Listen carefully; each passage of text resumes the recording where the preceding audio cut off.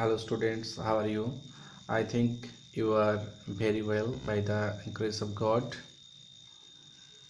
You are learning, you are listening the story Lalaji. Today is the ending part of the story. Listening very carefully. Listen very carefully.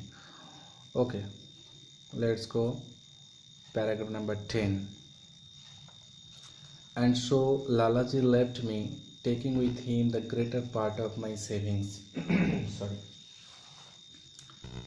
এবং লালাজি আমাকে ছেড়ে চলে গেল, বলছে আমার জীবনের বেশিরভাগ সঞ্চিত টাকাটা নিয়েই। That I would see him again I never doubted. আমি যে তাকে দেখতে পাবো এই ব্যাপারে কোনো সন্দেহ ছিল না। For the poor of India never forget a kindness. কারণ জিম করবেট বলছে ভারতবর্ষের গরিবরা কখনো এই দয়া কারো ভোলে না।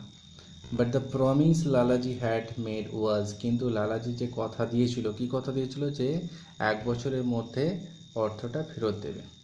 I felt sure beyond his power of accomplishment. Gym Corbett বলছে তিনি যে শপথ করেছিলেন সেটা একটু অত্যধিকই তিনি বাড়িয়ে বলেছিলেন। অর্থাৎ জিম করবেট ভেবেছিলেন যে 1 বছরের মধ্যে টাকা হয়তো শোধ করতে পারবে না। In this I was wrong, কিন্তু এই মন্তব্যটা আমার ভুল ছিল। For returning late one evening I saw a man dressed in spotless white standing in my verandah. Standing in the বারান্দা, কি বললাম? মন্তব্যটা ভুল ছিল এই কারণেই, বলছে একদিন সন্ধ্যায় আমি একটু ফিরতে দেরি করেছিলাম। ফিরে এসে আমি দেখলাম একজন ব্যক্তি ধবধবে সাদা কাপড় পরে বারান্দায় দাঁড়িয়েছিল। The light from the room behind him was in my eyes and I did not recognise him until he spoke. কি বলছে? বলছে যে যেহেতু লালাজি বারান্দায় দাঁড়িয়ে আছে এবং বারান্দায় আলো জ্বলছে, তার ছায়াটা চোখে পড়েছিল বলে যতক্ষণ পর্যন্ত না লালাজি কোনো কথা বলেছিল আমি তাকে চিনতে পারিনি। ইট ওয়াজ লালাজি, এটা ছিল Lalaji, come a few days before the expiry of time limit he had set himself. সে যে নিজে টাইম সেট করে গেছিলো যে 12 মাসের মধ্যে 1 বছরের মধ্যে ফিরে আসবে এবং তাকে টাকা শোধ করবে, সেই নির্দিষ্ট সময় পার হওয়ার আগেই তিনি এসেছিলেন। The night as he sat on the floor near my chair he told me of his trading transactions. অর্থাৎ ওই রাত্রিতে আমার চেয়ারের সামনে, মেঝের উপর চেয়ারের সামনে বসে তার ব্যবসায়িক আদান প্রদানের ব্যাপারে আলোচনা করেছিলেন। And the success that had attended him, এবং কীভাবে সে সাফল্য পেয়েছিল এই ব্যবসায় সেটা তিনি বর্ণনা করছিলেন। Starting with a few bags of grain and begin content with a profit of only 4 Anas per bag he had gradually. অর্থাৎ তিনি প্রতি বস্তায় কত করে লাভ করছিলেন? 25 পয়সা। 4 আনা, 16 আনা মানে 1 টাকা, তা 4 আনা মানে 25 পয়সা, অর্থাৎ 4 আনার বিনিময়ে ধীরে ধীরে তিনি ব্যবসাটা শুরু করেছিলেন। 4 আনা প্রফিটের বিনিময়ে, লভ্যাংশের বিনিময়ে। And steadily built up his business, এবং তারপর ব্যবসাটা বাড়লো until he was able to deal in consignments up to 30 tons in weight. তারপর 30 টন করে তিনি শস্যের ব্যবসা করলেন। On which he was making a profit of 3 rupees per ton, এবং প্রত্যেক টনে 3 টাকা লভ্যাংশের বিনিময়ে ব্যবসাটা শুরু করলেন। হিজ সন ওয়াজ, অর্থাৎ 1 টনে যদি 3 টাকা হয় তাহলে প্রতিদিন 30 টন করে মাল আদান প্রদান করছে, তাহলে 90 টাকা করে ইনকাম হচ্ছে। তখনকার দিনে 90 টাকা মানে যথেষ্ট। His son was in a good school, তার ছেলে এখন ভালো বিদ্যালয়ে পড়াশোনা করছিল। And as he could now afford to keep wife, he had married the daughter of a rich merchant of Patna. তার এখন ইনকাম ভালো হচ্ছিল, যে কিনা মরতে যাচ্ছিল, তার এখন ছেলে ভালো স্কুলে বিদ্যালয়ে ভর্তি হয়েছে। এবং তার বলছে যে যেহেতু স্ত্রী মারা গেছে, বলছে যেহেতু একজন স্ত্রীকে চালানোর মতো ব্যবসা ইনকাম হচ্ছিল, ওই জন্য পার্টনার একজন ধনী ব্যবসাদারের মেয়ের সাথে তার বিবাহ হয়ে গিয়েছিল। All this he had accomplished in little under 12 months. আর এই সবই কিছু ঘটনা ঘটলো এই 12 মাসের মধ্যে। As the time drew near for his train to leave, he laid 500 rupees notes on my knee. যখন সময় হয়ে আসছিল ট্রেনের, অর্থাৎ প্রস্থান করবে বলে ঠিক করেছেন, তখন তিনি 5টা 100 টাকার নোট আমার হাঁটুর উপর রেখেছিলেন, জিম করবেট বলছে।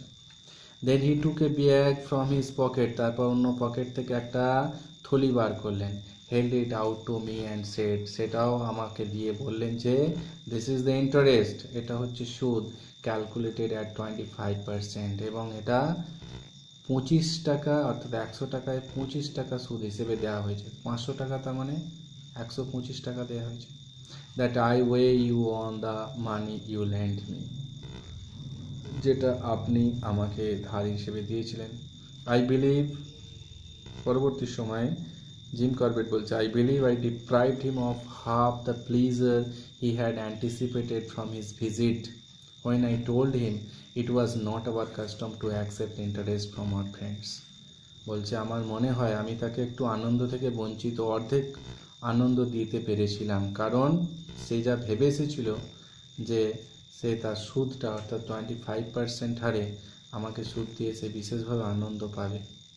কারণ জিম করবেট বলল আমরা বন্ধুদের থেকে কোনো রকম সুদ গ্রহণ করি না।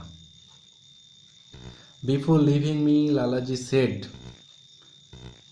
লালাজি ওই রাত্রিতে জিম করবেটের কাছ থেকে চলে যাওয়ার পূর্বে কি বলে গিয়েছিলেন? During the month I stayed with you, I had talks with your servants.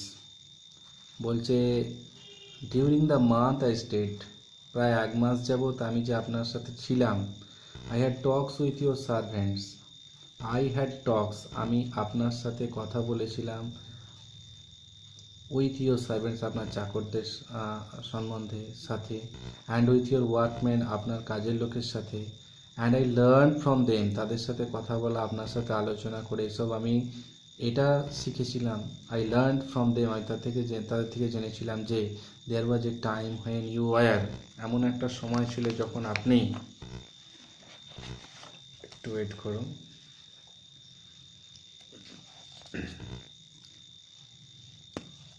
কি বলছে,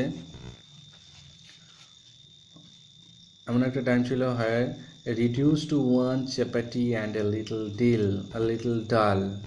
আপনি তখন কি করতেন? চাপাটি এবং ডাল এটা দিয়েছিলেন,